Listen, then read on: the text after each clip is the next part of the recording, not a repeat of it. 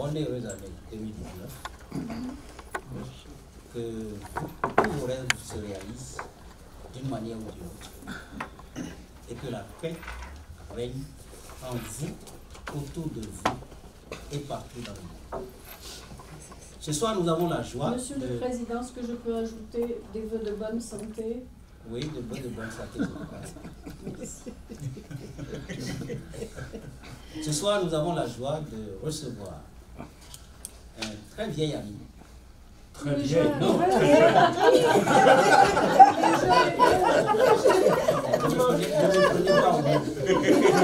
C'est-à-dire, c'est un ami de vieille date. Voilà. De longue date. C'est ça, c'est ça que je veux comprendre. Oui. Monsieur Francis Dubois, qui est, pour ceux qui ne le connaissent pas, il est né à Strasbourg.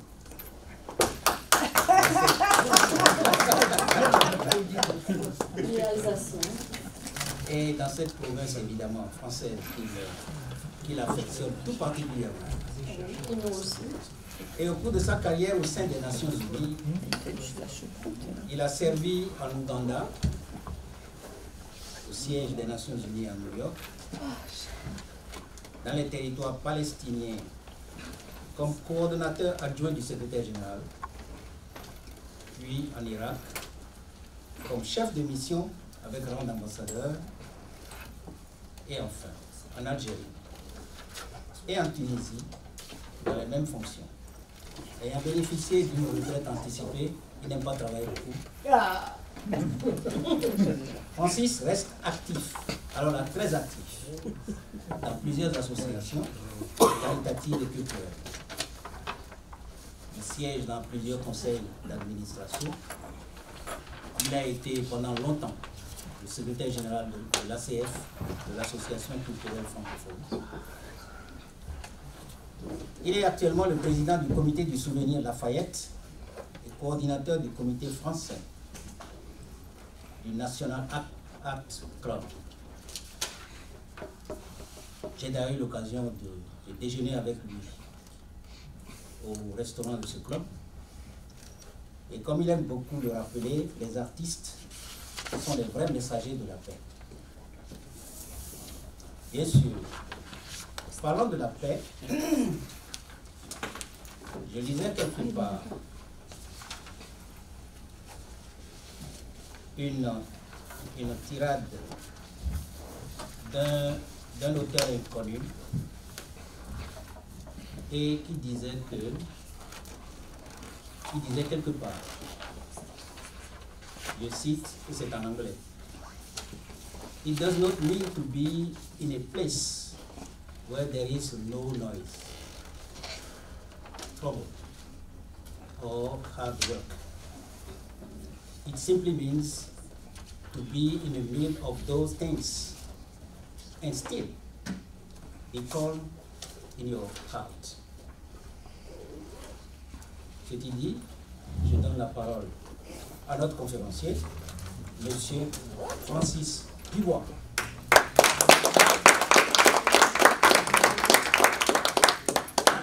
Merci, Monsieur le Président. Monsieur le Président de l'Association culturelle francophone des Nations Unies.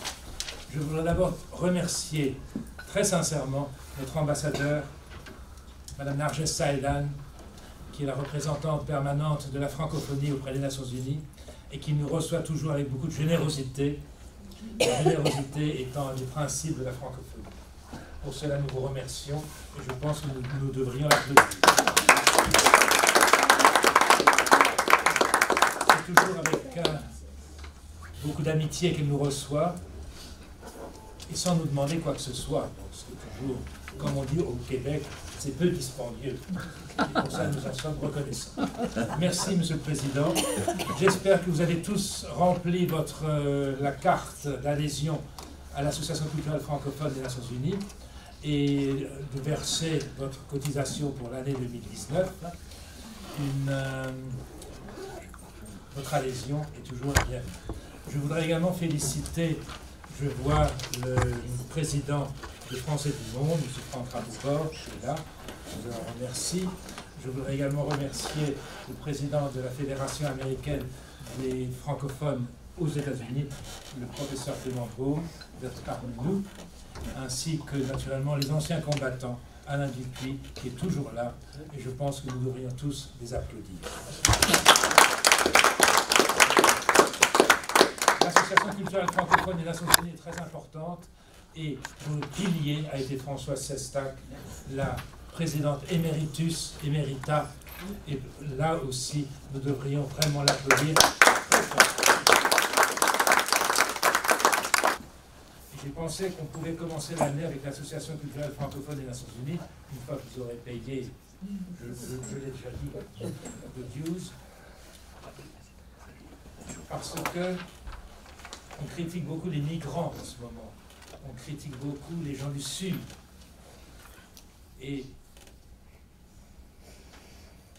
le terroriste d'aujourd'hui sera souvent le leader de demain. Et c'est le cas pour l'émir Abdelkader, qui a eu une vie absolument exceptionnelle. Il est né le 6 septembre 1808, à l'extérieur de Mascara, dans l'ouest algérien, d'une famille, d'une noble famille, d'une noble lignée.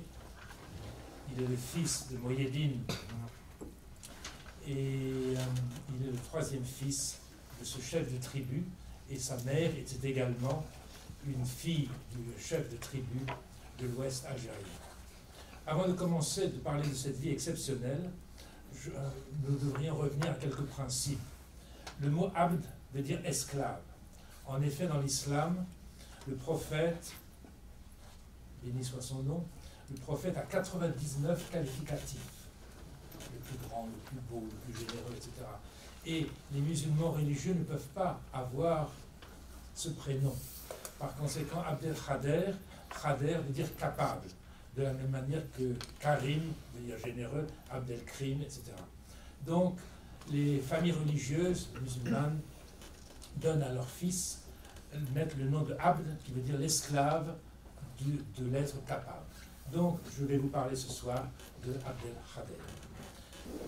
La deuxième chose que je voulais vous dire au sujet de cette vie, c'est que de 1808 à 1883, où il mourra, donc pendant 75 ans, son itinéraire de vie a été exceptionnel à travers les turbulences de l'histoire de France, les révolutions, les coups d'État, les changements de régime, et ce qui se passe dans la Méditerranée. Donc, Abdelkader naît dans cette famille très aisée, enfin très importante dans l'Ouest algérien, et c'est un enfant prodige d'une intelligence extraordinaire. À l'âge de 8 ans, il connaît déjà le Coran par cœur. Il est hafid, il est un être exceptionnel. Il a lu Ibn Khaldoun, le grand sociologue, philosophe de Tunisie. Il connaît Platon, Pythagore. C'est un être exceptionnel. Son père l'emmène à l'âge de 12 ans à la Mecque. À l'époque, c'était des voyages très longs et très difficiles. Il passe en Égypte et le jeune Abdelkader est absolument éberlué par l'Égypte, par la statuaire égyptienne, par tout ce qu'il voit, les pyramides, le sphinx, etc. Et également par tout ce que le Khedive fait dans ce pays. Un peu la même chose, 3 ans après, par un Alsacien. Je ne fais pas de discrétion, mais l'Alsace doit être présente. Bartholdi parcourra, un jeune sculpteur de 20 ans, ira en Égypte, sera éberlué par ce qu'il voit en tant que statuaire et dit: je vais construire une énorme statue à l'entrée du canal de Suez. Personne ne l'écoute, le Khedive ne l'écoute pas, et c'est de là qu'il vient. Et ça, c'est le sujet d'une autre conférence, donc qui n'aura pas lieu ici. Donc, à l'âge de 12 ans, il est déjà Hajj, il rentre, et tout se passe bien jusqu'au moment où, en 1830, la France décide d'envahir l'Algérie. Alors là encore, souvenez-vous, en 1830, c'est un changement de régime en France, c'est la monarchie de Juillet. le roi Louis-Philippe prend le pouvoir. Le roi Philippe est très mal accueilli, et par sa droite, par les loyalistes qui lui reprochent d'être le fils du régicide, par la gauche républicaine qui disait « nous devons avoir une république ». Par conséquent, qu'est-ce qu'on fait pour asseoir son autorité et sa légitimité? Rien de tel qu'une petite guerre et une invasion. C'est pour ça que les Français envahissent, donc le 1er juillet, ainsi les Rouges envahissent l'Égypte. Abdelkader, qui est très jeune, avec les tribus de l'Ouest, se rassemblent pour lutter contre l'envahisseur français. Et en 1832 se passe un énorme rassemblement des tribus où il faut trouver un chef. C'est un peu ce qui se passe en ce moment en France, enfin je ne ferai pas de politique, mais enfin je veux dire Donc, grand rassemblement des tribus, et on préconise Mohyéddin, le père d'Abdelkader, pour être le chef. Et c'est là que Sidi El Arash, un marabout, les marabouts sont très importants dans ces tribus, le marabout s'écrie, dit « Arrêtez, j'ai eu cette nuit une divination, il faut nommer le fils de Mohyéddin, le troisième fils, Abdelkader, comme chef. Et j'ai également appris que Mohyéddin va mourir, bientôt. » Le père s'éclipse et le fils Abdelkader, notre Abdelkader, devient donc chef de cette tribu à l'ouest algérien. On lui propose le titre de sultan, lui dit non, absolument pas, je ne peux bien qu'un sultan, j'accepte, et il devient comme ça l'émir Abdelkader, et le père mourra, le père Mohyéddin mourra un an après. Donc les tribus guerroient contre l'occupation française, certaines tribus sont pour la France, comme dans toutes les guerres, il y a des collaborateurs, les gens qui ne sont pas collaborateurs. Et en 1837, l'émir Abdelkader décide de négocier avec les Français et avec le général Bugeaud, celui qui est connu par la casquette. Nous avons chanté ça dans nos années primaires. Le général Bugeaud qui voulait réprimer la répression algérienne. Et Abdelkader envoie 3 messagers, dont un s'appelle Mordechai Amar, qui, comme le nom l'indique, est un juif séfarade. Un traité est signé en 1837, le traité de la Tafna. Tout se passe relativement bien, mais les tribus se rebellent de nouveau et enveniment les relations entre la France et l'Algérie. L'Algérie n'arrive pas à apaiser ces tribus à l'ouest. Et c'est là qu'en 1842, nous avons la prise de la Smala d'Abdelkader, qui a passé dans l'histoire, dans l'iconographie de la République française, la Smala d'Abdelkader. Dans les nouvelles de l'époque, on parlait de 20 000, 30 000 personnes. Certains journaux ont évoqué 100 000 personnes. C'est ce qu'on appelait déjà des fake news, n'est-ce pas? Et il est décidé que Abdelkader devait partir. Il part au Maroc, il est accueilli par le sultan et il reste là. Mais les tribus de l'Ouest continuent la guerre. Et tout cela se termine par la prise de la Smala et Abdelkader revient et sera fait prisonnier par les Français. De là, on le met, il accepte le cessez-le-feu à condition de pouvoir partir en Orient. Je n'avais pas précisé que toute la famille de Abdelkader Mouhidine est une famille de grande spiritualité et une famille soufie. Et toute la vie d'Abdelkader a comme ligne. Soyez le bienvenu. On peut trouver une chaise pour moi. Voilà. Donc, la philosophie soufie, c'est le mysticisme musulman, c'est l'islam dans ce qu'elle a de plus pur, de plus fort, etc. Et le père d'Abdelkader Mouhidine avait déjà écrit un livre sur le soufisme, et Abdelkader lui-même avait travaillé toute sa vie, aura travaillé toute sa vie sur ce soufisme. Donc,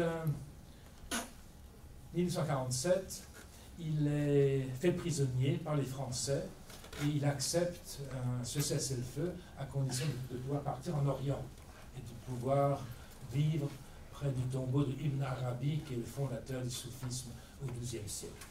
Les Français n'apprécient pas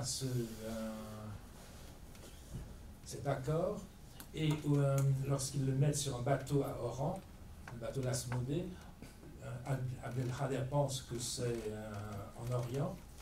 Il part avec ses 3 épouses, ses enfants, 97 personnes. Donc on met les 97 personnes sur un bateau qui ne part pas en Orient, mais qui part à Toulon. Donc le voilà, contrairement à ce qu'il avait accepté, il se retrouve à Toulon. De Toulon, on parle d'une époque, je vous parle d'un milieu du 19e siècle. Hein. Ouais. Il n'y a pas de TGV, il n'y a pas d'ordinateur, il n'y a pas de téléphone, les conditions sont très difficiles. De Toulon, on l'emmène à Sète, et de Sète, on l'emmène à Pau. On ne sait pas où les mettre. À 97 personnes, c'est un peu encombrant. Par conséquent, il est décidé de les mettre dans le château de Pau. Le château de Pau, où est né notre bon roi Henri IV. Mais ça, c'est une autre histoire. En parcourant les campagnes de notre belle France, Abdelkader a cette parole merveilleuse, il dit que de verdure, que de paysages merveilleux. Pourquoi est-ce que les Français envahissent mon pays qui n'est que de sable et de désert? Il arrive à Pau et il est mis 2 ans dans un château, dans le château de Pau, où il ne sort pas. Il dit « Je suis en deuil de ma liberté ». Là encore, c'est imprégné avec l'histoire de France, puisque, comme vous le savez, en 1848, on s'est débarrassé du roi des Français, et on a ce Louis-Napoléon, soyez la bienvenue, trouvez une chaise. Voilà. Et on les emmène à Amboise. On emmène toute la famille, on les emmène à Amboise, dans le château d'Amboise. Ce n'est pas ce que vous pensez. C'est pas le five-star hotel Amboise. Hein. C'est un hôtel très insalubre, etc. Une de ses épouses meurt, un de ses fils meurt, sa maman, qui était très âgée, meurt également. Et le voilà à Amboise. Moyennant quoi, beaucoup de gens se disent comment est-ce qu'on maltraite cet homme, parce que c'était un homme qui avait un charisme extraordinaire, qui était très bel homme, qui était toujours vêtu de blanc, dans un grand burnous blanc, avec le turban. Il impressionnait énormément. Alors, on en est à 1847-1848, une nouvelle révolution en France. Les Français sont férus de révolution. Et Louis-Napoléon, le futur Napoléon III, lui rend visite à Amboise. Et le rencontre et dit, les deux s'apprécient, ils sont nés tous les deux en 1808, ils sont donc de la même année, et ils s'apprécient. Là encore, Louis-Napoléon doit affermir son régime, il dit qu'est-ce que je dois faire de cette Algérie, vraiment, et c'est là que il part à Bordeaux et il fait le discours de Bordeaux où il dit l'Algérie en fait est une annexe de la France. C'est la même chose. Il n'y a que la Méditerranée qui nous sépare. Et au retour, il s'arrête à Amboise pour rencontrer l'émir Abdelkader, il y a ce tableau de M. Adolphe Tissier, un tableau extraordinaire où vous voyez le futur empereur rencontrer Abdelkader. Napoléon III, tout ça est lié à la politique française. Napoléon III devient empereur et ne sait pas quoi faire de cet émir, avec cette famille. Entre-temps, Victor Hugo, Eugène Sue, Londonderry, le ministre des Affaires étrangères d'Angleterre, qui trouve toujours moyen à critiquer la France, dit mais comment est-ce que vous pouvez maltraiter un homme aussi extraordinaire, un émir, etc. Alors, Napoléon III décide de lui octroyer une pension de 150 000 francs or, qui est une fortune à l'époque, pour sa famille, à condition de ne plus combattre les Français, ce qui est déjà pas mal, et donc de partir et de quitter la France, ce qu'il accepte. Cette pension sera versée aux descendants d'Abdelkader jusqu'en 1995. Abdelkader et sa famille part donc. Entre-temps, il rend visite à celui qu'il appelle le sultan de France, qui est Napoléon III. Il lui rend visite à Paris et il décide d'aller à l'opéra. Il va 2 fois à l'opéra de Paris. Il fait salle comble, parce que tout le monde veut voir cet émir qui est beau, qui est charismatique, qui est extraordinaire. Donc 2 fois il va à l'opéra, il rencontre Napoléon III, et de là il part avec sa famille à Bourse, qui est à 50 km au nord de Constantinople, d'Istanbul. Il y a un tremblement de terre, comme vous le savez, à l'époque, et de là, ils partent tous à Damas, et Abdelkader s'installe dans le centre de Damas, à côté de la mosquée des Omeyyades, où est enterré Jean-Baptiste. Là, Abdelkader jouera un rôle considérable. La Syrie, déjà à l'époque, était dans un chaos, où il y a eu une persécution des chrétiens. Abdelkader prend en main la protection des chrétiens et parvient à sauver 10 000 chrétiens dans ses propriétés avec tous les gens qui l'entourent. Et pour cela, il reçoit tous les honneurs. L'empereur Napoléon III le décor de Grand Croix de la Légion d'honneur. Le pape Pie IX lui envoie la Grande Croix du Vatican. Le roi de Prusse, futur empereur, lui envoie un cadeau. Le président Lincoln. Tout le monde félicite cet homme de paix qui a réussi à protéger les chrétiens en Syrie. Là, il travaille énormément sur un sujet qui l'intéresse depuis toujours, à savoir le soufisme, et il travaille donc et il va sortir un livre très important sur Ibn Arabi, qui lui est un grand intellectuel philosophe qui était né à Murcie, en Espagne, au XIIe siècle, qui était venu et qui avait terminé sa vie et enterré à Damas.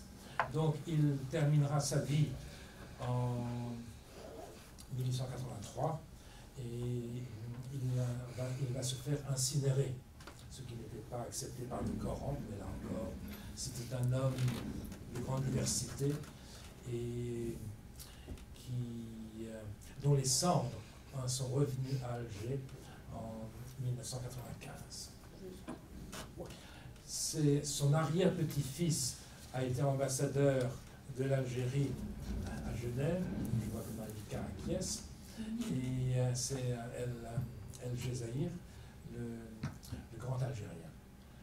Donc voilà cette vie exceptionnelle d'un messager de la paix qui était également franc-maçon. Il avait été accepté à Alexandrie, il avait été initié à la loge Henri IV, une loge française, en 1965.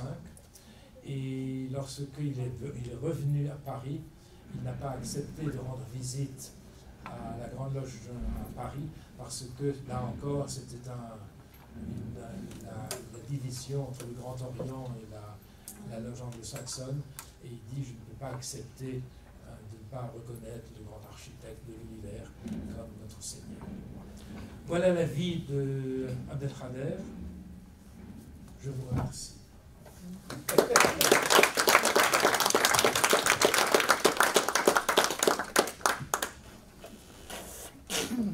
Merci beaucoup, Francis. Tu nous as fait voyager, comme on dit chez nous. Et sans plus attendre, je vais donner la parole au président de la FAFA et vice-président de la CE, le professeur Piron. Vous avez la parole. Merci. C'est notre cher ami Francis. Comme d'habitude, il a brillé, parce qu'il brille toujours. C'est pour cela qu'avant de commencer, je vous demanderai de l'applaudir encore.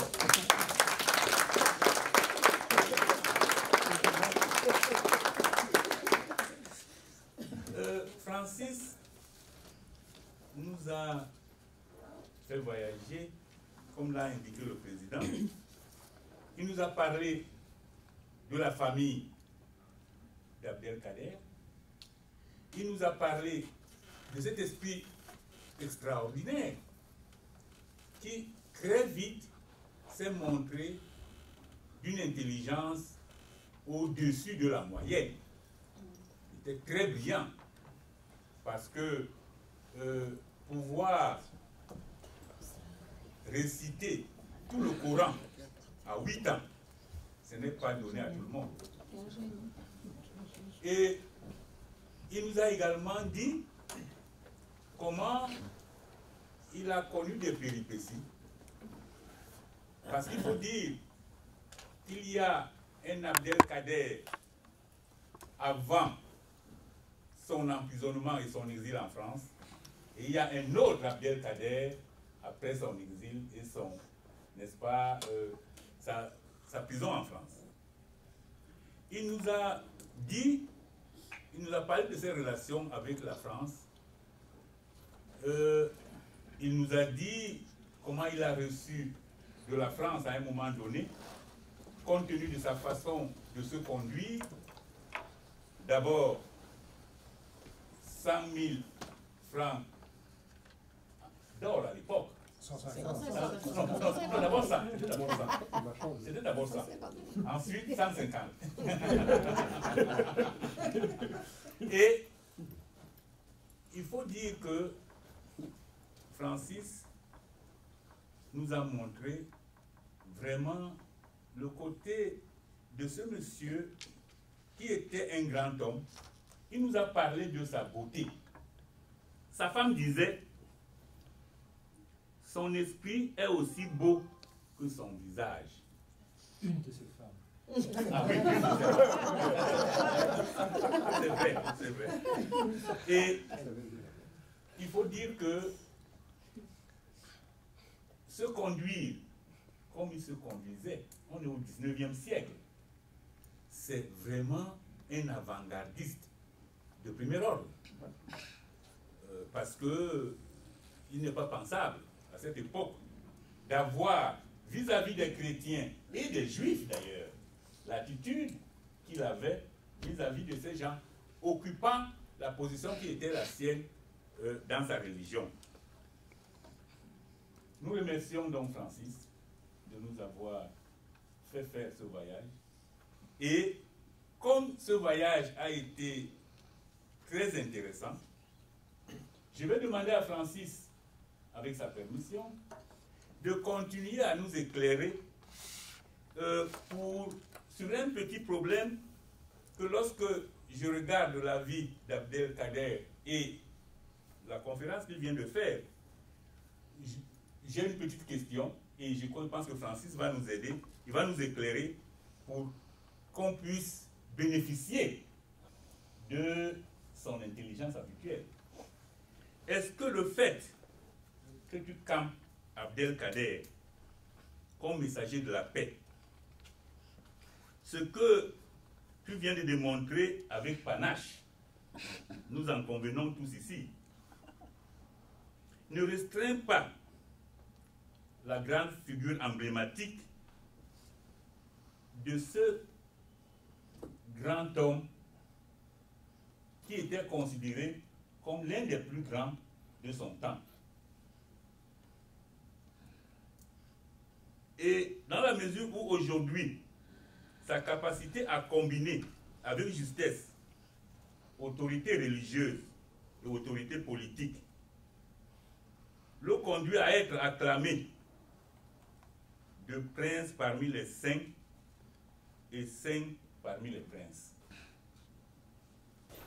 Merci beaucoup, Monsieur le Président. C'est une grande question. C'est une grande question. Abdelkader, ce messager de la paix, est devenu une personnalité internationale.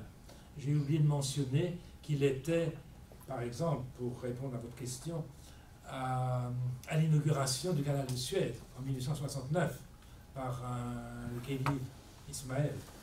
Et il y a donc fréquenté l'empereur François-Joseph, l'impératrice Eugénie, l'épouse de Napoléon III, et le prince, le futur empereur, d'Allemagne. Donc c'était un homme politique extraordinaire, mais également toujours de grande spiritualité. Il a été mené toute sa vie par la philosophie soufie de l'islam, qui est ce mysticisme et la profondeur des 5 règles musulmanes.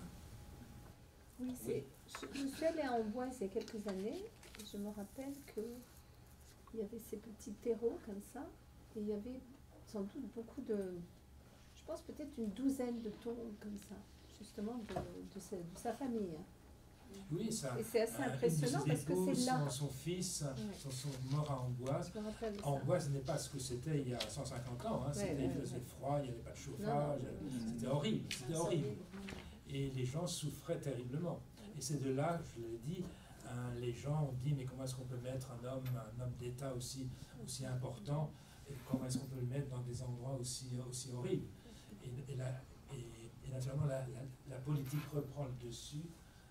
Je l'ai dit, Victor Hugo est monté au créneau, Eugène Sue, Victor Schœlcher, grand Alsacien, a dit, mais Monseigneur Dupuche, qui était le premier archevêque d'Alger, qui avait démissionné pour d'autres raisons, et qui était devenu un grand ami d'Abdelkader, il a participé d'ailleurs à l'entrevue entre l'empereur et Abdelkader. Moi j'avais une question. Merci, Monsieur le Président, de me donner la parole. Et je voudrais aussi dire que j'ai été bien informé ce soir par la présentation de Francis Dubois. Mais j'ai pris la parole parce que, quand je me souviens, quand j'étais à l'école primaire ou secondaire, j'ai appris quelque chose sur Abdelkader. Pour moi, qui ai grandi dans le créneau des gens qui font la lutte pour l'indépendance, pour moi, Abdelkader était avant tout un combattant de la liberté. Et je pensais à cette époque, je dis bien de mes préjugés, que comment j'avais conçu ça, que bon, c'est parce qu'il s'était opposé fermement aux Français, à la colonisation française, qu'il a été arrêté et mis en prison au Maroc. Et quand j'ai écouté le propos de Francis, j'ai aussi observé qu'il était le chef d'une, pas non plus de tribu, qui voulait lutter et était déterminé à lutter pour leur liberté. Et d'ailleurs, le marabout qui a fait la prédiction, je me suis dit que peut-être il a choisi Abdelkader parce qu'il voyait bien qu'il avait des capacités de lutte, qui était peut-être, disons, celui qui pouvait mener ces tribus à une victoire. Alors, dans l'exposé que vous avez fait, je n'ai pas découvert, ou je n'ai pas su entendre ce qu'il a pu faire, comment il a pu lutter. Parce qu'à l'époque, il n'y avait pas la guerre des boutons encore, mais les gens savaient lutter par l'épée, par la machette et par tous les autres instruments, autres outils, pour faire face à l'ennemi. Et je voudrais aussi dire que Mohamed, puisqu'il était musulman, Mohamed, paix à son âme, je le dis sans vouloir offenser, mais il a aussi été un guerrier. Alors donc, pouvez-vous m'expliquer, Francis, pourquoi est-ce que Abdelkader est simplement un homme de paix? Je suis ravi de savoir qu'il était un homme de paix, mais avant d'être homme de paix, je me disais qu'il a d'abord été un guerrier, comme Yasser Arafat ou d'autres. C'est très vrai. Il a été nommé donc chef des tribus, l'émir, donc en 1132, comme guerrier pour mener l'offensive contre les Français. Donc, comme guerrier. Francis, pas l'offensive. Non, il se défendait. Il se défendait contre l'occupation. C'est de la résistance. Absolument. C'est la résistance contre l'occupation, contre une occupation étrangère. Ouais. Je vous dis ça parce que, comme vous le savez, et M. le Président l'a dit, moi j'ai vécu 5 ans en Irak, jusqu'en 2003. Alors vous pensez bien que cette conférence, enfin ce travail, n'est pas anodin. L'Irak, ce pays extraordinaire qui a été envahi de façon fallacieuse, enfin, on n'a pas commencé, Françoise va me dire, ne nous mêlons pas de politique. Mais c'est la même chose, c'est la même chose. On ne peut pas envahir un pays pour quelque raison que ce soit. Et là, vous l'avez très bien dit, ce guerrier est devenu, par son intelligence, par son charisme, par ses facultés intellectuelles, est devenu un très très grand homme, et je répète, de grande spiritualité. Il avait même dit la diversification, pour le citer, la diversification des religions n'est que la démonstration de la divinité. C'est quand même très important. Il est devenu en grande amitié avec Monseigneur Dupuche, le premier évêque archevêque d'Alger, avec ses envoyés juifs et musulmans. Félicitations pour une très belle présentation. L'idée même de présenter ce sujet est très louable. Ma première question, c'était justement, ça touche un petit peu à ce que Emmanuel avait soulevé, c'était un guerrier, mais un guerrier, il n'est pas allé faire la guerre aux Français, ce sont les Français qui sont venus lui faire la guerre et il a réagi, donc c'est un résistant, avec tout ce que ça peut avoir d'honorable. Hein. Donc ce n'est pas un terroriste. On a tendance à... Tu es d'accord? Tout à fait. Maintenant, il s'est imposé par justement sa force de caractère, par son charisme. C'est pour cela qu'il a été... ce n'était pas n'importe quel guerrier, ce n'est pas parce qu'on lui a donné le titre d'émir que les Français l'ont respecté pour cela. Non, c'est vraiment parce qu'il avait une personnalité qui dominait. En fait, ils devaient être bien embêtés, ces Français. Ils ne savaient pas quoi faire de ce bonhomme qui dépassait tout ce que vous pouviez imaginer en tant qu'adversaire. Maintenant, la manière dont il a été traité, évidemment, il a été berné, il pensait qu'il allait à l'Est alors qu'ils l'ont emmené dans ça s'appelle châteaux, mais ce sont des prisons, finalement. Mais malgré tout, il s'est imposé là-bas par son travail, par sa pensée, par ses contacts, le fait même qu'il se présente toujours en blanc, signe de pureté, c'est quelque chose. Maintenant, l'épisode de Damas, je pense qu'il n'est pas suffisamment, ce n'est pas tellement connu. Hein. Très peu de gens savent qu'il a sauvé toute une communauté chrétienne. Et il l'a fait alors qu'il était étranger. Il était étranger, donc ça vous donne un petit peu une mesure de sa force spirituelle, la manière dont il s'impose. C'est un homme de pensée, mais aussi d'action. Ceci dit, Merci encore. Et c'est une très bonne idée, je pense, pour une fois. Non, pas toi, je ne pense pas. Pas toi. Mais enfin, voir qu'un musulman fait la paix avec les chrétiens. Et en Algérie, c'est comme cela que nous vivons. Hein. Les cathédrales que les Français ont laissées derrière, elles sont encore intactes, et tu le sais, Francis. Toutes les églises, on n'y touche pas. Même s'il y a très peu de temps. Bon, nous avons beaucoup de coopérants français encore. Hein. Donc elles sont utilisées. Certaines ont été fermées par le Vatican, parce qu'ils ne veulent plus vous savez que c'est le Vatican qui finance l'entretien de ces églises. Mais sinon, nous avons quelques convertis à la chrétienté. Il y avait beaucoup de pères blancs chez nous, surtout dans les montagnes, qui ont été convertis. Je pense qu'ils ne sont pas menacés outre mesure. Vous avez des questions? Ce que vous étiez en train de dire, ce qui m'intéresse, c'est comment est-ce qu'il est arrivé à épargner, à sauver tous ces chrétiens. Oui, il habitait en plein. Si vous connaissez Damas, c'est la grande mosquée où Jean-Baptiste est enterré dans les Omeyyades. Et il habitait juste à côté. Il avait une énorme propriété. Il avait amené énormément, il avait amené des centaines d'Algériens.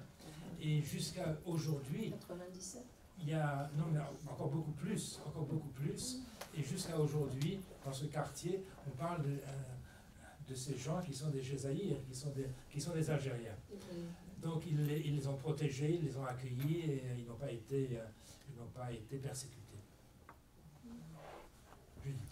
Aujourd'hui, en Algérie, est-ce qu'il est toujours considéré comme un grand héros chez les jeunes, par exemple? Un grand héros. Enfin, en Algérie, c'est un... Oui, absolument. Parce qu'il a résisté. C'est comme résistant. Voilà. C'était le chef de la résistance à l'envahisseur. Voilà. C'est comme Martin Luther King. Pardon? Non, c'est une autre... ce serait comme les résistants en France contre l'Allemagne. Moi je dirais comme vous avez dit, comme un peu Charles de Gaulle qui part en 1940, le 18 juin sur un avion, etc., et qui représente la résistance, et qui avait un charisme extraordinaire, une personnalité extraordinaire, une intelligence, etc., une connaissance. Ce sont des gens extraordinaires. On a Abdelkader fait partie de ces gens extraordinaires. Vincent.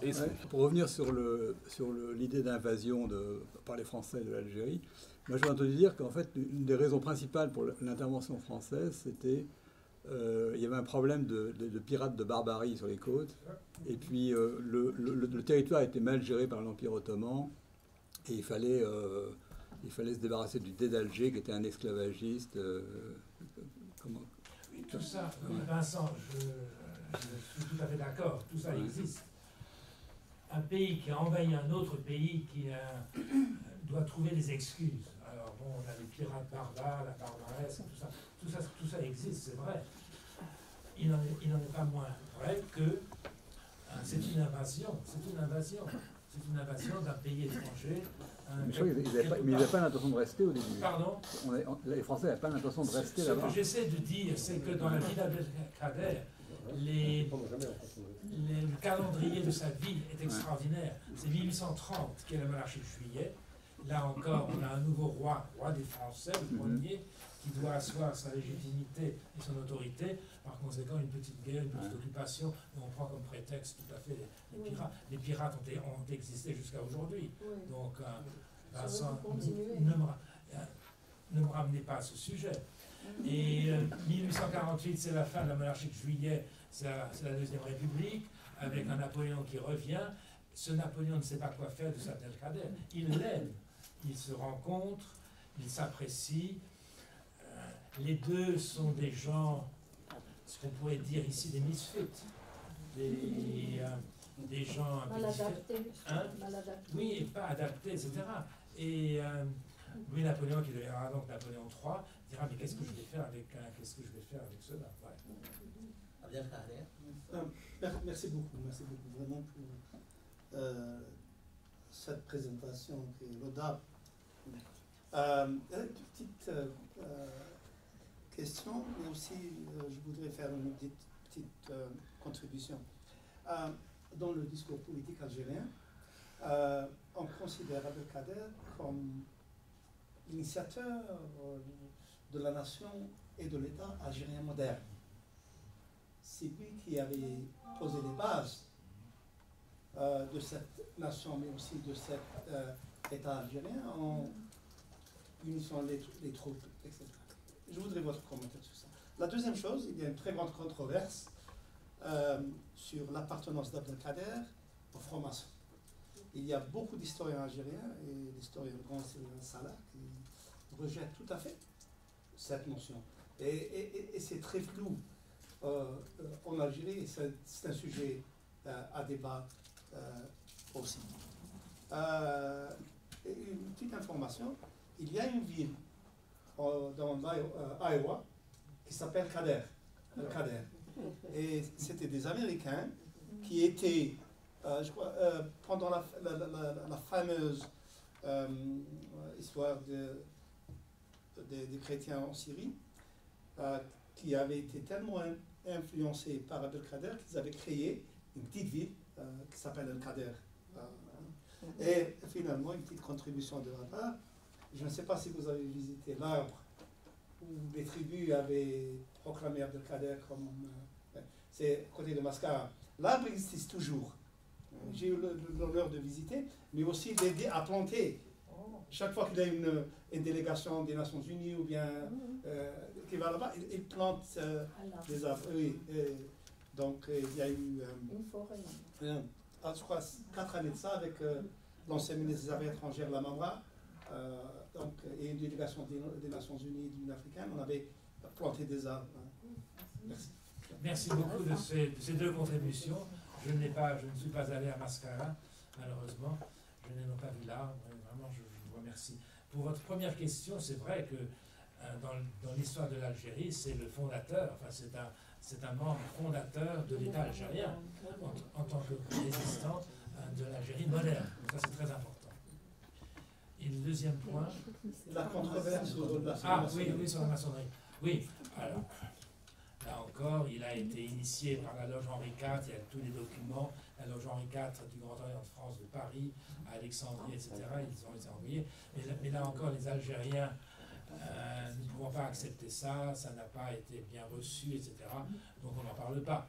Bon, ça fait don't ask, don't tell. En plus, quand en 1865, l'émir Abdelkader retourne à Paris, il est accueilli par celui qu'il appelle le sultan Napoléon, le sultan de France. Il l'embrasse, ils sont à Neuilly, il est reçu en famille et tout ça. Et il va 2 fois à l'opéra, etc. Et il ne va pas justement à la loge parce qu'il y a tout cet imbroglio qui se passe en ce moment pour la maçonnerie française. Voilà. C'était un homme de paix, un homme multidimensionnel qui acceptait les gens du monde entier. Et pour ça, il a été extraordinaire. Professeur. Non, disons que je suis tellement content de tout ce que tu dis. Et j'ai envie que tu me dises encore davantage. Mais nous avons un cocktail qui nous attend et nous avons très soif. Non, parce que je pense que Emmanuel a posé une question qui est très importante. Et c'est vrai, Abdelkader est un homme exceptionnel. Et on n'insiste pas beaucoup dessus, dans la mesure où on considère quand même qu'il a été l'un des meilleurs éducateurs de son peuple. C'est-à-dire qu'il a permis à son peuple de comprendre la notion de liberté dont parlait Francis, mais il y a quand même au début, par exemple, entre 1837 et 1838, il a quand même fait massacrer les Koulo, n'est-ce pas? Je ne prononce pas bien les noms parce que je ne connais pas l'arabe, n'est-ce pas? De Zouatna. Il a fait massacrer. Et ça, c'est vraiment, c'est clair, c'est noté. D'une part. Non, attendez. Il y a plus que ça. À la bataille de Tidjini, non seulement il a fait massacrer, mais il a détruit la ville. Non, donc, Abdelkader était un militaire. Il faut vraiment mettre cela sur son compte, pas de façon négative, parce que pour lui, faire ce qu'il faisait était son devoir. Et non seulement il avait cette ambition, c'est pour ça qu'en 1860, il s'occupe des chrétiens, comme tu l'as si bien dit. Et je pense que franchement, il y a un adjectif que tu viens d'utiliser, c'était un homme multidimensionnel. Merci, professeur. Dans la première partie de ton début de conférence, c'est vrai que c'est un guerrier. Un guerrier fait la guerre et tue des gens, malheureusement. La guerre, c'est toujours les victimes, et que ça soit de tous les côtés. Et ça, tu as parfaitement raison. Il n'en est pas moins que de ce guerrier, il a passé comme homme politique, homme d'État, et il a réussi à se présenter comme un homme extraordinaire. Ça, c'est vrai. Écoutez, tu sais, Francis, il y a un élément de cette dialectique sur lequel on n'a pas beaucoup insisté, c'est l'aspect spirituel de sa vie qui est dominant et déterminant dans tout ce qu'il est devenu par la suite. Et vous savez aussi que Abdelkader avait des adeptes, et il en avait beaucoup. Certains l'ont même lui ont donné le titre de messager de Dieu, parce que, n'est-ce pas, messager de Dieu. Messager de Dieu, c'est oui, le prophète. Oui, mais ils lui ont donné ce titre. Ses adeptes, il en avait beaucoup. Donc, cet aspect, nous devons le reconnaître, parce que quand nous disons qu'il a défendu les chrétiens et tout ça là, c'est qu'il a quelque chose en lui qui, cet aspect multidimensionnel de sa personnalité, qu'il faut souligner et qui mérite développement. Alors, maintenant, je m'en vais vous demander encore à nouveau d'applaudir notre et il y a un petit cocktail qui nous attend. Un grand cocktail, j'espère. Et je crois que certains ont déjà commencé.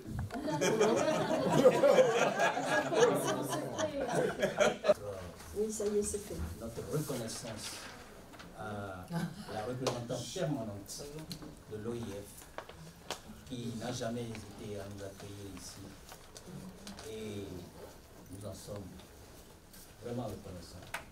Et je crois que cette générosité continuera à l'avenir. Nous avons, je crois que Francis vous a demandé de remplir le formulaire, de donner vos $20. $2000 serait préférable. N'hésitez pas. C'est moins cher qu'Abdelkader. Tout simplement, à la prochaine. Merci.